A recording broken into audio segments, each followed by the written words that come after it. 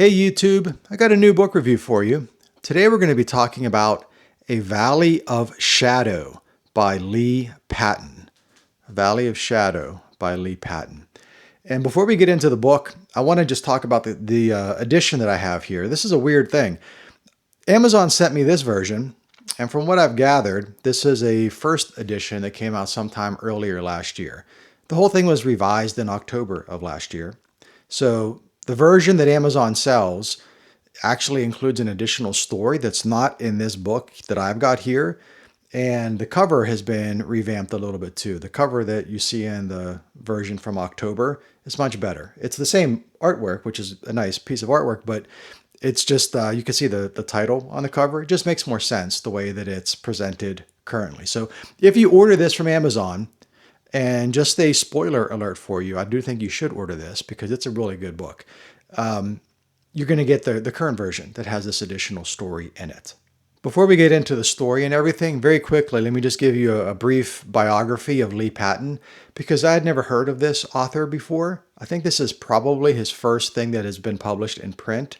So I'm just going to read to you what's on the back of the book. It gives a brief biography of the guy. Lee Patton is a Christian and Army veteran from North Dakota. Fascinated with mythic tales of mighty heroes and dark terrors, Lee dwells in the realm of fantasy where faith and courage are carried on the edge of a blade. In his free time, Lee is reading vintage sword and sorcery, exercising, and learning the Russian language. So what is A Valley of Shadow about? This is a sword and sorcery story. That's the genre. So if you put this in a genre, it's going to be sword and sorcery. And there's essentially, in the edition that you're going to get on Amazon, there's really 4 stories in there. There's 2 short stories in the beginning that are kind of like a prologue to the main story, A Valley of Shadow. And then there's that additional story that I mentioned that's added to the end of it. I'm going to talk really just about A Valley of Shadow, the main story in the book. It's really what you're buying this for. And then the fact that you're getting 3 little short stories on top of that is kind of just like a bonus. So like I said, yes, this is sword and sorcery, and this is gritty sword and sorcery. This is grim. Oftentimes a little bit dour, possibly even a bit depressing. There are some legitimately sad moments in this book. Shoot, I don't even know how to, man, I will. I'll be careful. I don't want to ruin anything, but there's themes expressed in this story. They're adult themes. And I don't mean like adult themes in like the Cinemax version of adult themes. I'm talking about like proper adult themes, like themes that legitimate adults with families, let me just take a step back, male adult themes. This is a book about a guy that's struggling in adulthood for legitimate reasons and how he handles that. I'm just trying so hard not to spoil things. All right, let's talk about the protagonist. The guy we're talking about is Izrik Lov. Izrik Lov is your protagonist. And for all intents and purposes, he's kind of like a zombie. But not a zombie like in a Lucio Fulci zombie. He's not, there's no voodoo in this. He's not controlled by something else. There's no toxic waste that caused him to become a zombie. He's an undead. I think licht, L-I-C-H-T, I think that's kind of the technical term for what Izrik Lov is in mythology. Although the term licht, I don't remember reading anywhere in the book. So I might be wrong about that. In fact, let me just double check. Okay, I was completely wrong. It's not licht, first of all. L-I-C-H-T. That's the German word for light. I was probably listening to too much Lacrimosa, and I got my light and lich mixed up because what I was thinking of is L-I-C-H, a lich. A lich is not, Izrik Lov is not a lich. Okay, a lich is more like a necromancer or a sorcerer. He's an undead magician, if you will. Whereas Izrik Lov is kind of like the victim of that sort of stuff, more so than someone that has those powers to his own. But the way that Lee Patton describes the protagonist, Izrik Lov, I envisioned him as a lich. My favorite lich related thing from the last few years is a band called Solitary Sabrid. In the Temple of the Serpent, I believe was the name of the album that came out a couple years ago. And they deal with this, like their mascot or whatever is like a lich king or something like that. But anyways, right off the bat, we're into an unnecessary digression. So yes, Isric Lov is undead. The hero of this story, and he is quite heroic in the end. He becomes heroic. Is he's like kind of like a ghoul. His flesh is deteriorating. There's bits of bone that you could see from time to time. He's blind, so his eyes are just like black pits in his skull. But he functions as a warrior. In fact, as a mercenary. So it's hard to really get a grasp of the timeline of everything that has taken place in this guy's life. From what I gather, because this A Valley of Shadow is just a glimpse into the whole Isric Lov, biography, if you will. There's probably a lot more that Lee Patton has envisioned or written about this protagonist that I haven't come across yet. So, from what I gather, sometime in the past, we're talking like 500 years in the past, Isric Lov was a soldier for some country. Something happens to him when he's in battle, fighting for whatever king or nation or whatever he was fighting for. And he dies in battle, but somehow makes a deal with members of what is referred to as the Call. The Call is like the name of this group or cult or organization. I'm not quite sure. All of these things are very mysterious, and this ambiguity is a positive aspect of this story. Don't get me wrong. I'm going to talk a little bit more about that in a minute. But Isric Lov, something happens to him and he's brought back to life. He's granted like some form of immortality, but he must therefore serve the Call. And he comes back after this battle that he's died in. He comes back to his family. He's got a wife and 2 kids. And he has to, first of all, cope with his condition, being someone that is just decomposing and is nasty. And everyone around their home in this village hates him and the kids are ridiculed for having a father that is in this condition and is difficult to function. He has trouble coping with stuff. And then on top of that, the only thing he knows how to do is to kill, because that's what he was. He was a trained soldier. So he, at some point in his life, after he comes back, he becomes a mercenary. And he's a mercenary for the same group, from what I understand, the Call. The same people that kind of brought him back. Maybe that's the reasoning why they did so, is to bring him back as a mercenary, because they've got individuals that they're targeting that they want wiped out for various reasons. And then whatever happened to him that turned him into this undead warrior, it sort of is manifested in this pouch that he wears on his belt. So he's got like this pouch, and no one is allowed to kind of like see what's in it. And he finds himself, as he's in a dilemma, as he's struggling to maybe sometimes in a battle he does it, or when his condition, if you will, is becoming part of the plot, he kind of grasps onto this pouch. And there's something in the pouch that gives him is probably not the right verb. He's not given this undead ability. He's sort of plagued with it. The story doesn't go into how all that happened or how all this manifested in detail, but there's absolutely a sense throughout the story that it's a burden that he carries with him. So this is a story. It's very much, I mean, it's not spelled out obviously, but you'll read this and you'll clearly understand that this protagonist is suffering from PTSD to some extent. His experiences in battle 500 years in the past caused him to come back as really just being incapable of functioning normally and relatively dead to the world, but alive and still walking. I think everybody has somebody in their family that has served in the military and has come back not quite the way that they were before they left.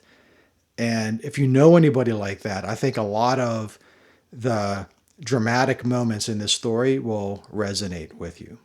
So Isric Lov, when he did come back from war, there's some things that happened with him and his family that scarred him for centuries afterwards.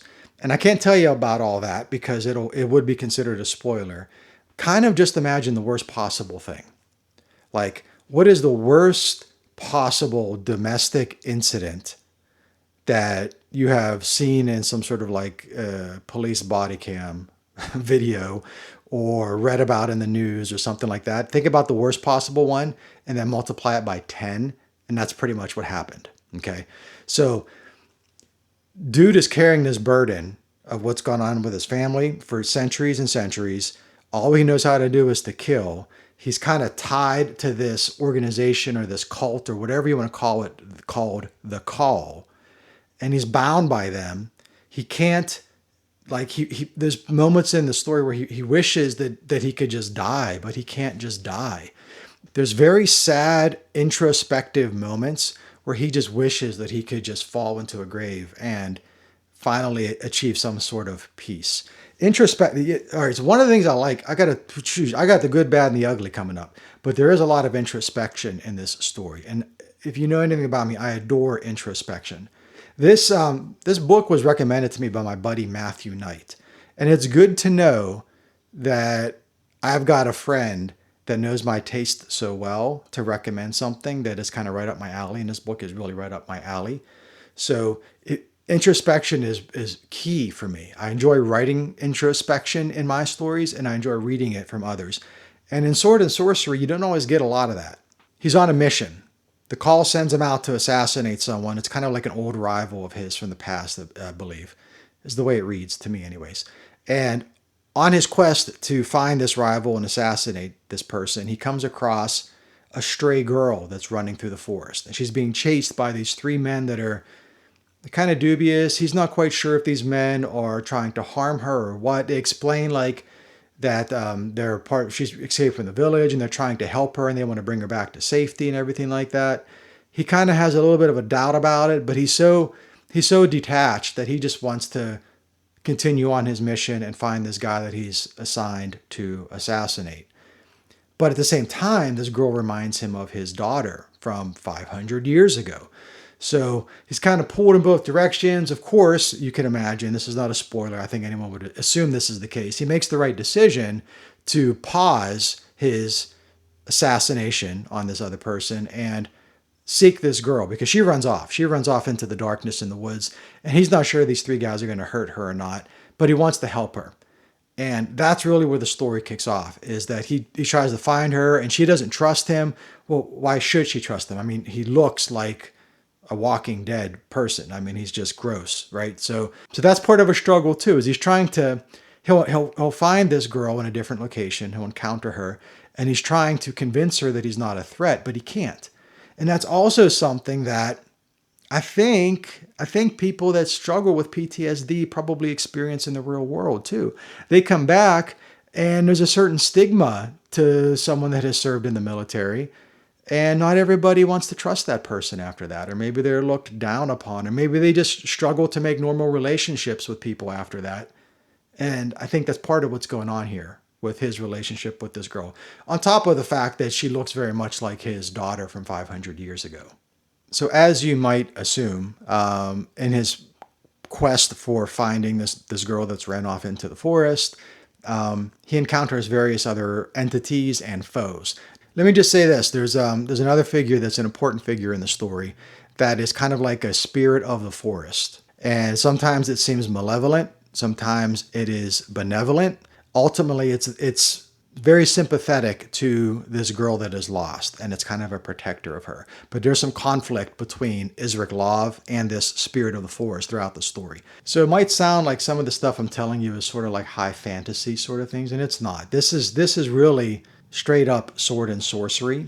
And I would say that it's probably maybe 2 parts drama, introspection, and internal monologue, and 1 part action.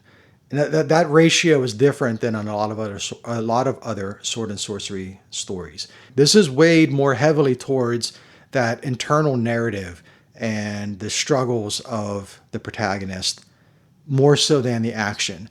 And for me, again, Matthew Knight knows my taste. That's kind of like, that's where I'm at. I like that quite a bit. And if you're someone that likes that in sword and sorcery, I think you probably appreciate this one. I mean, this is not much of a spoiler, but I don't know how to reconcile this in the plot. But there is a point in the story where Isric comes across an abandoned Orthodox church. Now, it doesn't say this is an Orthodox church when he walks into it, but the church is described as having like onion-shaped steeples. I think that's what the word is.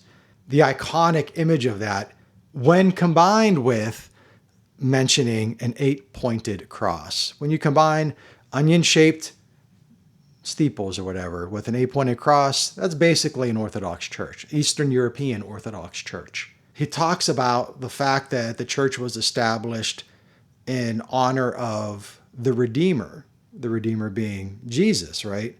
Or this is just some other planet where Christianity, Orthodox Christianity of all things, made its way to this other planet. I don't know. So that's in here as well. And it makes it interesting. It makes it different, to say the least. On top of all that, now I'm not going to give too much away, but there's also people that used to serve the Redeemer that have turned towards darkness. I believe it's like they serve the dragon, if I remember correctly from the story. How could I say this? All right. There's things that happen to kids in this story that are different than the things that have happened to kids in the Catholic Church. You get what I'm saying about that, right? They're not the same things that happen to kids in a Catholic Church, but I think the way that Patton describes this, he's kind of making sort of like a subliminal reference to that sort of thing. The fact that this villain used to be a priest of sorts. Now, the word priest isn't in here, but he served the Redeemer. Now he serves the dragon, and he's harming children in mass. Not in mass. Jeepers creepers. He's not in mass giving out the Holy Eucharist and harming children at the same time. In mass and quantity. He's harming mass quantities of children in an ambiguous but very clearly horrific manner. So that's in here too. You got all that going on. This is sword and sorcery, but you got that sort of thing happening at the same time. It's different. So I think it's pretty clear that I like this story. I've mentioned that a couple times already. Let's talk about the good, the bad, and the ugly about it. The good being the things I liked, the bad being the things I didn't like so much, and the ugly is kind of like my pet peeves. Okay? The good. Let's talk about the good first. This is grim. I mean, it is grim. It is dark. It is emotional. At times it's poetic. I like all of that. This is not some bubblegum, happy dance, sort of pulpy sword and sorcery. It's dark. It's grim. It's depressing at times. The message that you take away from it is not depressing, though, because it is ultimately a story of kind of like coping and then redemption. Coping with the things that you've done to harm yourself and others, and then seeking redemption and finding ways to lift that burden from yourself so you could continue to live at the best capacity that you're capable of. I like things that are an allegory for different things. So like I said, the PTSD stuff, I think it's pretty clearly part of this. I don't think I'm the only one that would read that into it. I like that. I like the priest-kid stuff. I don't like priest-kid stuff. Goodness gracious. I don't like priest-kid stuff, but I like people that recognize that that is an evil in the world. And then just like from maybe a technical perspective, the prose is really sharp as well. Again, I'd never heard of this author before, so the only thing I've ever read of his, and he writes really, really well. There's two sections that when I was reading it, I folded the page down, dog-eared, whatever you call that. Let me just read to you two sections of prose that stood out to me that I liked especially. All right, this is a period in the story where Isric has a transformational experience. That's the best way I could say it. A bolt of golden lightning cleaved the heavens, plummeting in a crackling arc, crashing upon the blade, surging over its gleaming edges. Isric's body quaked under the force of the strike. A moment, a lifetime passed, and another began. Energy crawled on spider legs over the blade as the warrior's cerulean glare burned furiously.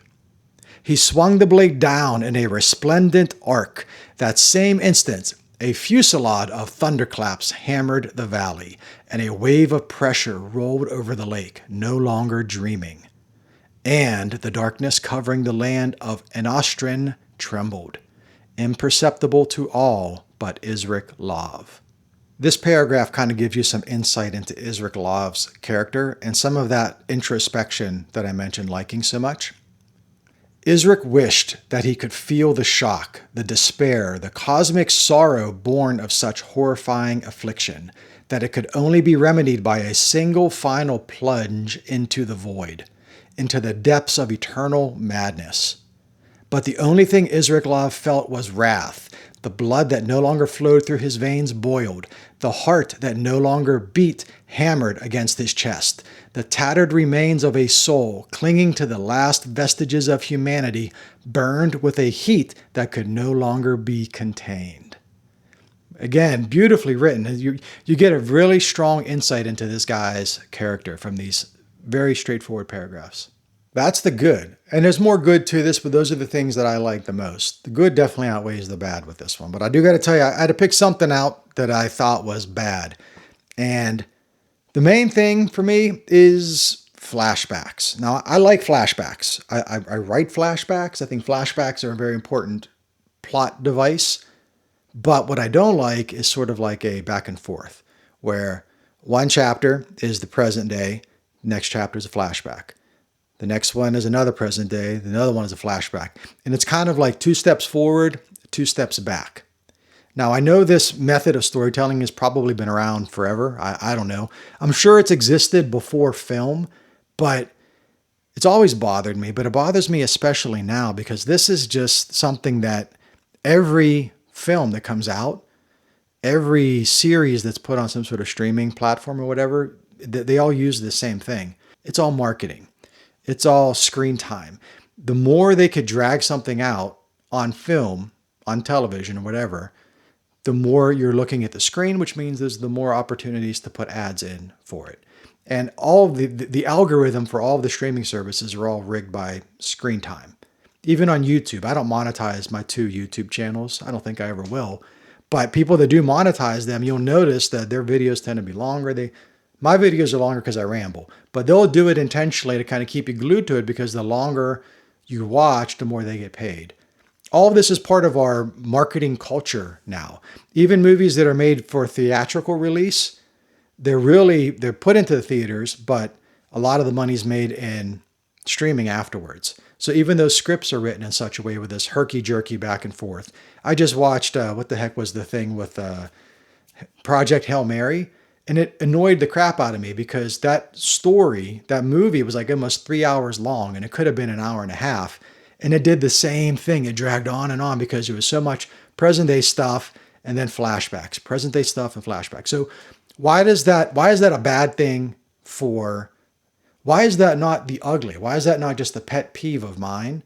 Because I know a lot of people probably enjoy this sort of thing. They like to be beholden to whatever they're reading or beholden to whatever they're watching. Why is it bad though? Why is that not just a pet peeve? Because it kind of hurts the story in this case in a little way.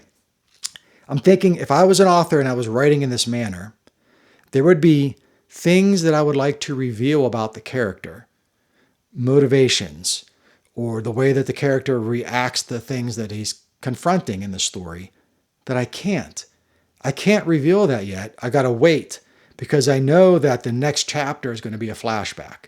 And if I reveal that, then it ruins the punch, the potential punch. There is no punch for me in these things, but it ruins the implied punch of the flashback chapter because I revealed something too soon.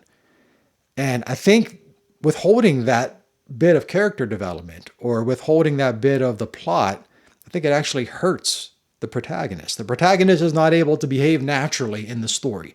In the setting that the author is putting him in, he's not able to respond in the way that he normally would respond. The author writes him to respond in a different way just because that author knows that he doesn't want to ruin what's going to happen in a flashback. I think all that is detrimental to the story. In this case, the whole book is not like that, but the middle part of A Valley of Shadow is a back and forth, 2 steps forward, 2 steps back, present day flashback stuff. I think it would have served the story better if it was just linear. That's the bad. That's what I got to say.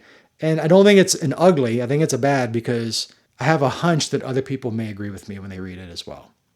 What is the ugly? What are my pet peeves? I got one real pet peeve of this. And I don't need to know how everything works. I think if you explain the mechanics of everything in a story, it does kind of ruin your imagination. It takes away from that intentional ambiguity that I like. But I want to know more about the mechanics of being an undead warrior. So there's only one point in this whole story where the way that Isric smells is mentioned. It would be something that is part of his character. Not only his appearance, but this dude's odor is just as important of a factor in how he interacts with the world as the way he looks. So there's a scene where he's in a bar getting a drink. Why is he drinking? I don't know. That's another thing.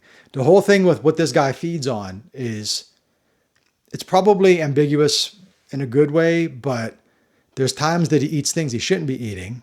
You could use your imagination on that. And then there's times where the guy's like eating and drinking regular food. So I don't quite get his biological needs in that manner. But that's besides the point. He goes into this bar and no one mentions the way he smells. And whatever world this is in, there's other undead figures going around. So, Isric Law's not the only one because people in the bar, he's almost like a species. Like they refer to him as just like something that they're used to seeing, something they don't like. No one likes him, but it's not something they're surprised by. But at the same time, it'd stink up the place. Not that these bars would smell good in the first place, but he would smell, especially after 500 years of going around fighting and decomposing, it'd be really, really rank. And that's only mentioned once in the story, and it's mentioned way back to 500 years ago when he first came back from war. So I can only imagine after 500 years, this guy's going to be really disgusting. I would want that to be in there. I don't even know the mechanics of everything, but I want that to be in there. There's other things too, so he's undead. His flesh is literally like peeling off of his body. You can see bits of his skull and stuff like that. But his hands are like super powerful. Like he's got this ability to punch things. It's almost like a sledgehammer that just goes through people's faces. He's got amazingly strong fists. And then his fingertips, he can grasp things with his fingers that a normal person wouldn't be able to. So there's 1 or 2 places in the story where he's able to climb a wall because he's able to get his fingers in the little crevices and the bits of mortar and stuff between bricks and stone or whatever and pull himself up where a normal person wouldn't be able to scale a wall in that manner. So that's weird. It's interesting. It's an interesting ability, but it's a little bit weird. I want to kind of know, what is that? Is it like the bones of his finger that's getting in there or something? Somehow that I don't know, somewhat of a contradiction between being like rotten flesh and extremely strong fists and fingers and some sort of manual dexterity with his hands. I think that could have been expressed a little bit more in the story and played out in a way that it supplements the other aspects of character development that we see. I think that could possibly be it. I don't know how to do it without ruining the mystery, but I think there's a potential way to bring some of the more critical details into this guy's history that would further develop him as a character throughout and might even bring a little bit more meaning to some of the ways that he does develop, the epiphanies that he has and the things he struggles with. The pouch, I still don't understand everything with that pouch that he has. Somehow that pouch is linked to his undead condition. Don't know how exactly, but those kind of things I think could have helped a little bit. But again, that's ugly because again, not everybody would want that.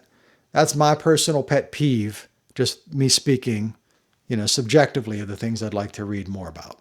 All right, wrapping this up. Who is A Valley of Shadow for? Who is this book for?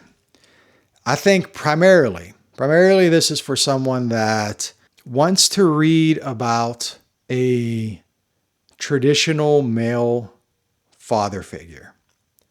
A lot of sword and sorcery stories, the protagonist doesn't have kids. You know, they're kind of like, well, they're sort of like me, I guess. Or I'm sort of like them or whatever. You know what I mean? Like they just go out into the world and they don't start families. Very rarely, I can't think of too many examples of like a protagonist that's got children at all. They do a lot of baby making in these other stories, but they don't do a lot of talking to the babies after the babies come out. So I think someone that maybe misses that in this type of fiction, it probably would help if you're a male reading this, because this really does speak to male psychology in a lot of ways. But I also think if you're a female and you maybe have known men like this, I think this could appeal to you as well.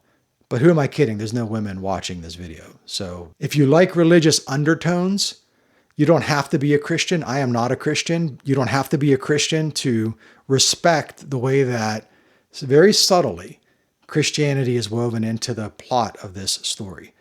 Believe me, if this thing was overbearing with the Christianity, I would have told you that right off the bat. I probably wouldn't even have liked it. It probably would have ruined it for me. Because again, I'm not a Christian. I'm not even close to a Christian.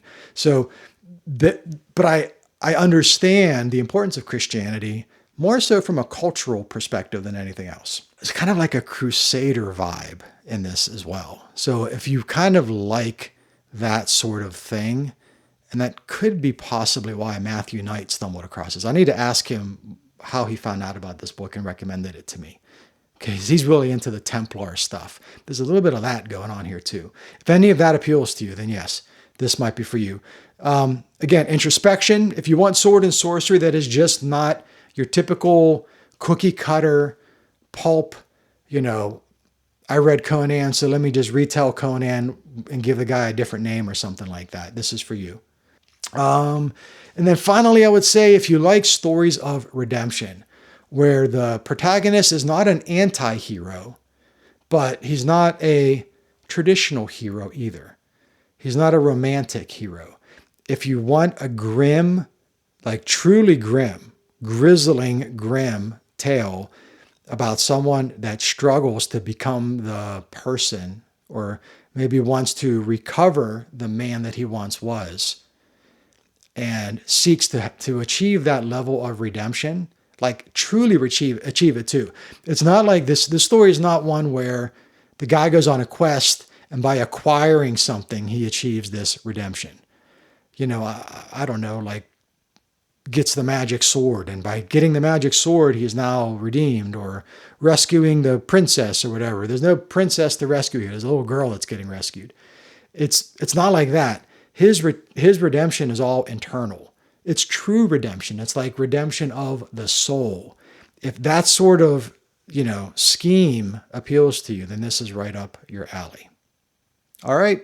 That's my review of A Valley of Shadow by Lee Patton. I'll put a link to the Amazon listing in the description of this video. Again, I do recommend this quite a bit. It's not long. Like I said, you can see how thin it is. And you know me, I don't read novels very much at all. This is a novel. It's bigger than a novella, but it's a short novel supplemented by 4 additional short stories. It reads really, really easily. And it's the right size too. I mean, this is silly to say, but heck, this thing fits in the pocket of my cargo shorts. So if you like that aspect of things, I do like that aspect. I like to be able to carry a book with me. Check it out. Put a link in the description of the video. Appreciate you watching. Catch you in the next one.